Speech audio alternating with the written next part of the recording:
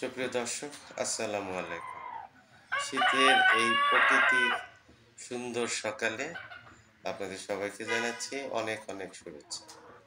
বন্ধুরা, আমরা আজকে আসছি সাভারের একটি নিটোল গ্রামে, যে গ্রামে একটি দেশি মুরগির একটি আদর্শ খামার রয়েছে। সেই খামারটি পর্যবেক্ষণ করার জন্য। এটি একটি সমিতি, একটি কল্যাণ সমিতি, গৃহসুখ কল্যাণ সমিতির একটি প্রতিষ্ঠানের সম্মিলিত প্রয়াস।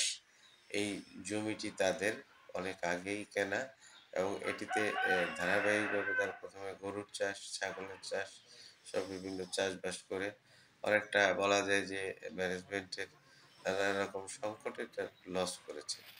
এবার তারা এই খালি শেডটিকে দেশি মুরগি পালন করার চেষ্টা করছে এবং এই দেশি মুরগির পালনের ইচ্ছেটা কারণ হলো এখানে মিসিংটা কম হয় তারা ধারণা করছে এবং এখানে একজন এক্সপার্ট আছে, তিনি মোটামুটি এই বিষয়টাকে নিয়ে আসেন এবং যাই হচ্ছে প্রাণী সম্পদের যে অফিসার আছে তাদের সাথে মতামত এবং পরামর্শ নিয়েই করছে এবং এখানে তারা ১০০ মুরগি তারা লালন পালন করছে আজকে প্রায় ৪ থেকে ৫ মাস যাবৎ এবং এইটার একটা আউটপুট আমাদেরকে একটু আগে দিয়েছেন।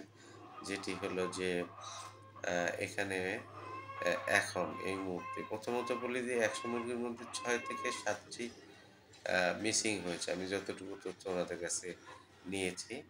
আর বাকিগুলি জীবিত এবং খুবই সুঠামদেহী, আপনারা দেখতে পাচ্ছেন স্ক্রিনে এবং এদের খুব একটা বেশি যে খাবারের হেরফের, ন্যাচারাল ওয়েভি ন্যাচারাল খাবারটাই দিচ্ছে।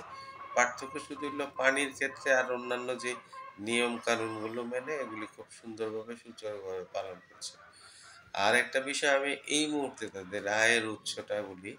এখানে এই ১০০ মুরগির থেকে দেশি প্রতিদিন গড়ে তারা ৬০ টি ডিম পাচ্ছে এবং এই ৬০ টি ডিম বাজারে এখন ৳২৪০ দরে ডিমগুলো বিক্রি হচ্ছে ডজন। এটা তারা রেগুলার বিক্রি করছে, এটা তাদের ইনকাম হচ্ছে। আর এই যে বড় মুরগি হচ্ছে যখন তখন এটা একটা বিক্রি হচ্ছে ৳৬০০ কেজি। তো তারা এখনো বিক্রি শুরু করে নাই। বলল যে ডিমটা আমরা একটু নেই কয়েক মাস যাবৎ। তারপরে পরিবেশ পরিস্থিতি বুঝে তারা করবে এবং এইখানে আমি একটু বলে রাখি ওনারা এই খামারটি টেস্ট কেস হিসেবে চালাচ্ছেন। ইতিমধ্যে তারা সাকসেস হওয়াতে তারা সিদ্ধান্ত নিয়েছেন এখানে এই শেডে অন্তত ন্যূনতম ১০০০ মুরগি পালন করা যাবে। তারা প্রস্তুতি নিচ্ছে এই বছরের মধ্যে তারা ১০০০ মুরগি লালন পালন করবে এবং এইখানে যেটা দাঁড়িয়েছে যে এই ১০০০ মুরগির জন্য যা, যা করার করবে সময়টা একই রকম লাগবে।